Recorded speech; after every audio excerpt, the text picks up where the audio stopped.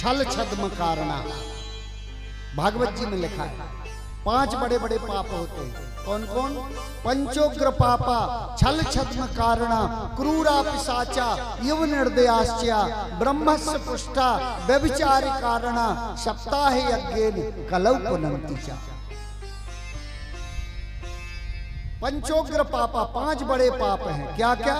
छल, छल किसी के साथ करना ये गलत, ये पाप है, महापाप है। और छल के साथ मारना ये भी महापाप है।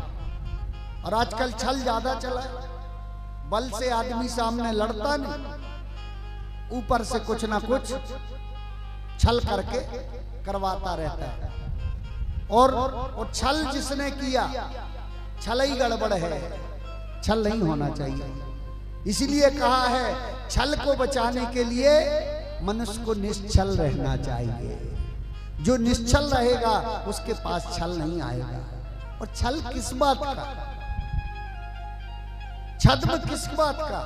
छद्म कहलाता है झूठ, छद्म कहलाता है आडंबर। आडंबर किस बात का? क्रूरा, क्रूर नहीं होना चाहिए, आदमी को निर्दयी नहीं होना चाहिए, दयावान होना चाहिए। पिशाचा, पिशाच नहीं होना चाहिए। पिशाच किसको कहा गया? पिशाच कहा गया है जो बचा बच भोजन करता है, उल्टा सीधा खाता है, बिना नहाए खा लेता है, चाहे जब आया तभी खा लिया। हाँ, मुख मंजन हुआ चाहे नहीं पता चला, ब्रेड गलने लगी। बोलो भक्त वत्सल भगवान की। वो पिशाचों की गिनती में आता है। हाँ, अंजन मंजन तो कर लो, दांत मुंह साफ कर लो, बाद में खाओ, कितना ही टाइम नहीं है। वो पिशाचों की गिनती में आते हैं। और सोते सोते खाना, ये भी पिशाचों की गिनती में आते हैं। कई लोग कहो सो जाए 9 बजे 12 बजे रात के भोजन मांगने लगे, खाना है। पहले पी के आए जो पड़े रहे, और 12 बजे खाना देना। और पड़े पड़े कहो बिस्तर पे खा ले, आधा गिरा दे, आधा खा ले, फिर सो जाए। तो ये छद्म है, छद्म नहीं करना चाहिए। पिशाच दृष्टि नहीं होना चाहिए।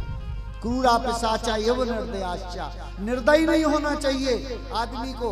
ब्रह्मस्य पुष्टा, ब्राह्मण का धन और गुरु का धन नहीं खाना चाहिए। बोलो भक्त वत्सल भगवान की। ब्राह्मण और गुरु का धन नहीं खाना चाहिए। और ब्रह्मस्य पुष्टा, ये महापाप में आता है। व्यभिचार कारणा, व्यभिचारी पुरुष जो हो जाता है वो भी महापापी कहलाता है, व्यभिचार कारणा।